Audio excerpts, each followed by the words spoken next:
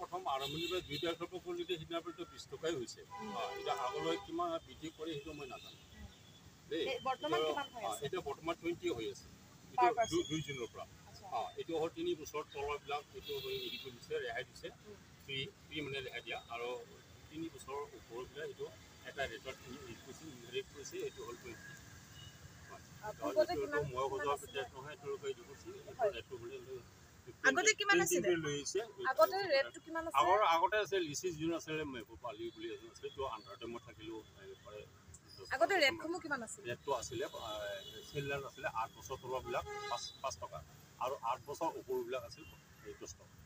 এইখিনি আছিলে এতিয়া ডাইৰেক্ট 20 টকা এতিয়া 20 টকা ডাইৰেক্ট কৈছে 3 বছৰ ৰেহাই দি 3 বছৰ ওপৰখিনিও 20 টকা নিৰ্ধাৰিত দিছে এইটো কোম্পানীৰে কথা আৰু এতিয়া কিবা বন্ধ কথাটো একো কোৱা নাই